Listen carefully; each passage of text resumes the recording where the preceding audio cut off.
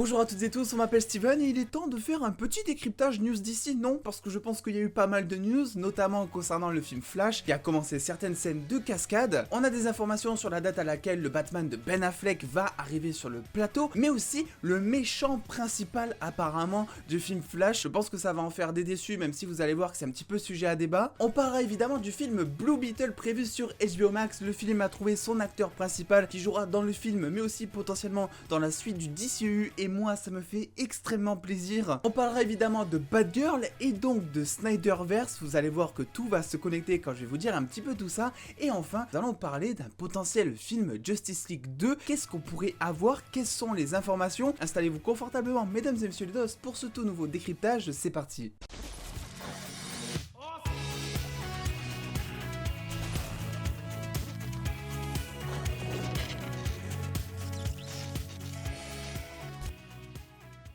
Et on commence avec le film Blue Beetle qui a été annoncé en cours de développement il y a de ça maintenant quelques semaines pour Warner à destination de la plateforme HBO Max. Est-ce que sortir un film Blue Beetle sur HBO Max au lieu de le sortir en salle, est-ce que c'est une bonne idée? Personnellement, c'est vrai que je suis assez déçu, mais quand même, on va voir un film Blue Beetle et ça c'est plutôt pas mal. Et ça y est, Warner a trouvé son acteur principal qui ne sera autre que Xolo Maridueña, un acteur de 20 ans que vous connaissez potentiellement pour incarner un petit peu le personnage principal de la série Cobra Kai sur Netflix, dont la prochaine saison arrivera en fin d'année 2021 d'ailleurs. Selon les informations du Hollywood Reporter, ils auraient annoncé la surprise à l'acteur en plein dîner, il y a de ça 2-3 jours, donc l'acteur était plutôt ravi je pense. Et personnellement, c'est un choix qui moi me ravit parce que cet acteur, j'ai l'impression un petit peu de l'avoir vu grandir. Il a commencé mine de rien sur YouTube avec la première saison de Cobra Kai, en tout cas c'est comme ça qu'il s'est popularisé. On l'a vu évoluer en termes d'acting, on l'a vu évoluer aussi physiquement, il n'a plus rien à voir par rapport à la saison 1 de Cobra Kai par exemple. Et en plus,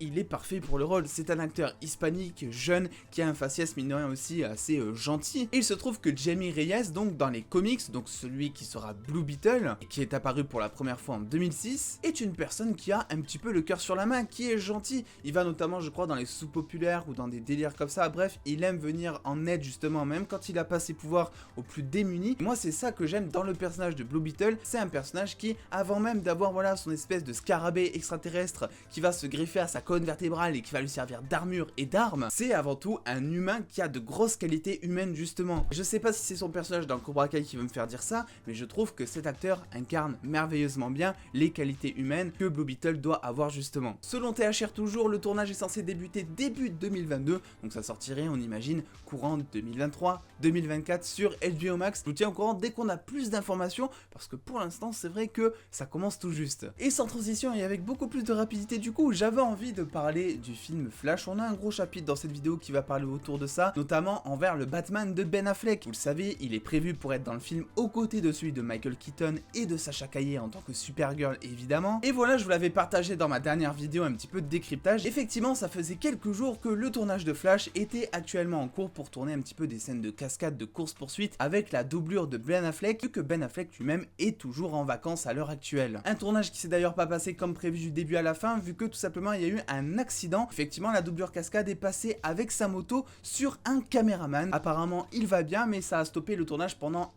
voire un jour et demi je crois, donc c'était pas ouf. Les choses vont par contre bientôt évoluer, vu que le Batman de Ben Affleck lui va arriver sur le tournage de Flash dès septembre. En soi ça veut trop rien dire, mais ça signifie surtout que jusqu'en septembre le film va tourner des scènes un petit peu de cascade et qu'ils n'ont pas nécessairement besoin de montrer la tête de Ben Affleck. On imagine alors que l'acteur interviendrait juste dans le film pour quelques scènes de dialogue, etc. Je rappelle qu'on connaît pas toujours encore l'importance du Batman de Ben Affleck dans le film Flash. On a l'impression jusque-là que le Batman de Michael Keaton sera plus important, ou en tout cas plus présent. Mais qui sait, peut-être que dès septembre, on aura des photos de tournage de Ben Affleck sur le plateau, parce que ce film un petit peu s'affuse, notamment parce que ça c'est encore autre chose, le nouveau costume qu'aura Flash un petit peu dans ce film. Bon alors il s'agit sûrement d'une version de son nouveau costume pour les cascades au revue un petit peu de sa rigidité. J'ai l'impression qu'il est très rigide avec des protections à l'intérieur justement. Ce qui est sûr, c'est qu'au niveau du design, ça reste assez semblable. On voit qu'on est beaucoup plus sur du rouge, sur du matériau qui fait d'ailleurs beaucoup plus super-héros,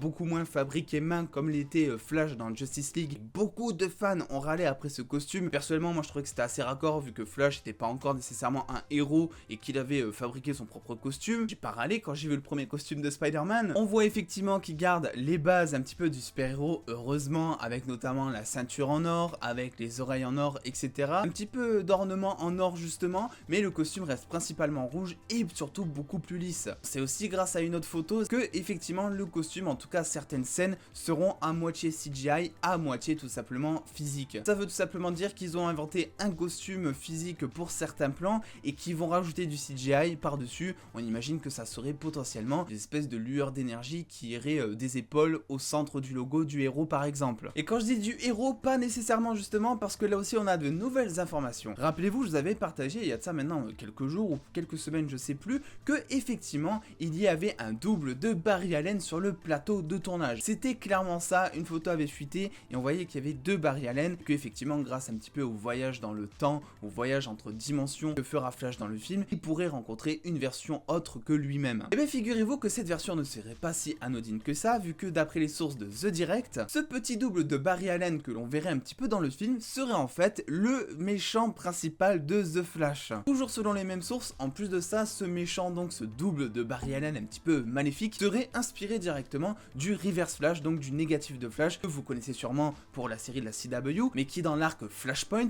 qui inspire donc le film, et le grand méchant de toutes ces pages de comics. Et il y a encore des nuances à apporter, c'est que effectivement Flash voyage dans le temps, ça va faire tout un chamboulement d'événements, de conséquences, etc. Et effectivement, le Reverse Flash fait bien comprendre un moment à Flash que effectivement dans cette histoire, le méchant c'était pas nécessairement le Reverse Flash, et que c'était bel et bien peut-être Flash qui lui avait causé tout un effet domino de conséquences qui ont grave foutu la merde, et ce qui a amené nécessairement à ce que des gens se fassent tuer. Je me dis qu'il est donc possible que Flash rencontre une espèce de version plus sombre de lui, un espèce de Flash d'une autre réalité, peut-être un Flash qui a plus subi, on va dire. On serait pas vraiment sur un double maléfique je pense, mais on serait pas vraiment non plus sur un héros. Je pense que ce Flash maléfique serait plus en genre de anti-héros, on va dire. N'hésiterait pas, je sais pas, peut-être à tuer pour faire le bien. Donc je me dis que ce double maléfique pourrait effectivement servir à retourner un petit peu la tête de notre Flash favori entre guillemets, parce qu'il va tout simplement lui dire écoute, là t'es dans ma réalité, tout ce qui est en train de se passer en fait c'est à cause de toi, donc au final tous les gens qui sont morts, c'est à cause de toi, donc au final, tu es le vrai méchant de cette histoire. A savoir que c'est pas vraiment la première fois qu'ils font ça, vu que pour ceux qui ont vu la série Flash de la CW,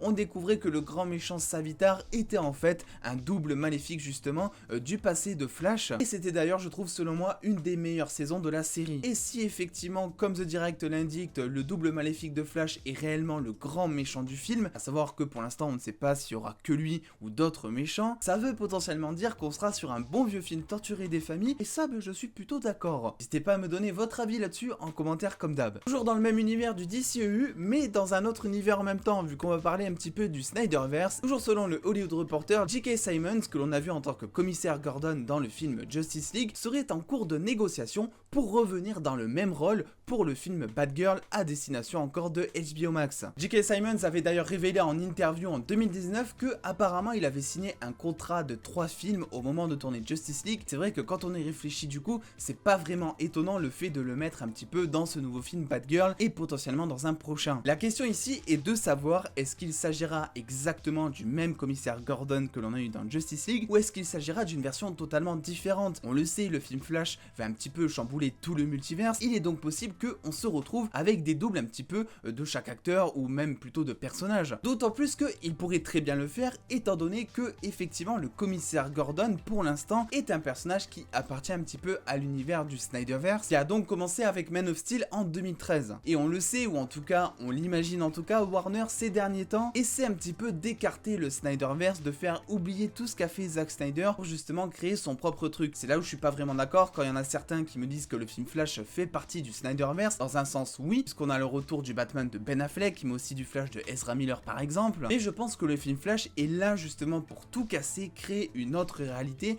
et faire un espèce de reboot qui va remettre un petit peu l'univers du DCU sur ses pattes. Il sera donc intéressant de voir, je trouve, si le commissaire Gordon sera effectivement le même que dans Justice League ou s'il jouera une autre version de lui-même. Si c'est le cas, si c'est le même commissaire Gordon, cela pourrait potentiellement dire que Ben Affleck en tant que Batman a encore de beaux jours devant lui. Après tout, on connaît pas vraiment son futur dans ce même rôle durant le reste de la franchise, et c'est vrai que ces derniers temps on avait plus tendance à penser que Warner voulait justement l'écarter. Ça pourrait être une solution de retrouver le Batman de Ben Affleck en même temps que celui de Robert Pattinson et celui de Michael Keaton. Il y aurait pas beaucoup de versions de héros par hasard? Figurez-vous que le reste de cette news va suivre un petit peu tout ce que je dis, vu que effectivement un des plus gros producteurs de films d'ici, du nom de Charles Roven, parlait d'un potentiel film Justice League 2 qui pourrait arriver. Alors effectivement il y a une nuance à apporter dans cette interview, il en a pas parlé en disant c'est sûr Warner a ça dans les cartons, mais il a dit que selon lui, probablement qu'il y aura un film Justice League 2 et que si il existe, ça sera pas avant quelques années. Bon après on peut pas éviter de penser qu'il a quand même quelques infos en interne vu que c'est un des plus gros producteurs, il est sur les films depuis Batman Begins, il a produit énormément de films dernièrement, je vous mets sa fiche IMDb juste là. Et si je vous partage tout ça, c'est parce que moi ça me donne l'occasion un petit peu de vous parler d'un potentiel film Justice League 2. D'après moi, oui, c'est sûr et certain, ça va forcément arriver, après tout c'est le Avengers du DCEU, ils ont tout intérêt un petit peu de se renouveler et même de reboot la franchise. Mais alors du coup comment faire exactement? Parce que le Batman de Ben Affleck, on connaît pas vraiment son avenir, qui est d'ailleurs beaucoup plus incertain qu'autre chose. Le Superman d'Henry Cavill, aux dernières nouvelles, est inexistant, on n'a pas de nouvelles non plus. Il y a effectivement que Aquaman et Wonder Woman qui seraient un petit peu en lice pour revenir, ça c'est quasi sûr et certain. Le Cyborg de Ray Fisher, lui, est complètement blacklisté suite à ses histoires avec Warner. Et à côté, je sais pas si vous avez vu, on a quand même plusieurs héros qui vont être introduits, Batgirl, Supergirl de Sacha Caillé, Blue Beetle évidemment, même si lui il appartient plus je crois aux Titans que à la Justice League de base, mais on n'est pas à l'abri d'une adaptation. Bref, je pense que vous voyez un petit peu où je veux en venir. Effectivement, selon moi, le jour où il y aura un film Justice League 2, ce sera un petit peu une nouvelle Justice League avec potentiellement un autre Batman. Superman, même si c'est vraiment pas ce que je souhaite, ils peuvent très bien le remplacer par Supergirl. On sait qu'à côté, en plus, on a The Suicide Squad avec notamment la série de John Cena de Peacemaker. On sait que James Gunn reviendra pour un futur projet du DCEU. Sans oublier en plus les projets HBO Max qui sont en cours de développement comme Zatanna, Constantine ou encore Green Lantern. Bref, s'ils veulent créer une nouvelle Justice League, ils peuvent totalement le faire et faire leur sauce en surfant sur le mot adaptation justement. En tout cas, ce qui est sûr, c'est que s'ils comptent faire un reboot de la Justice League, ils vont attendre quelques années. Il faut d'abord sûrement développer tous les autres héros, tous les projets ciné ou même HBO Max avant, notamment Green Lantern, notamment Blue Beetle et j'en passe, sortent tout simplement, que l'on puisse s'attacher aux personnages pour ensuite justement les mettre ensemble et créer une espèce de Justice League. Bref, n'hésitez pas à me donner votre avis un petit peu sur tout ça. Est-ce que ça vous dérangerait vraiment un reboot de la Justice League, étant donné que Zack Snyder pour l'instant n'a pas vraiment prévu de revenir pour un Justice League 2 ou 3? Est-ce que justement la meilleure des choses ne serait pas de faire un reboot pour tout simplement poser les choses à plat et repartir sur de bonnes bases, parce que on le sait, l'univers de DC au cinéma en a quand même pas mal besoin. N'hésitez pas à lâcher le petit pouce bleu si cette vidéo vous a plu et à venir me suivre sur les réseaux sociaux pour avoir beaucoup plus de news en exclusivité et en avance. Et en attendant les dos, prenez soin de vous, faites-vous bien kiffer, des bisous les dos.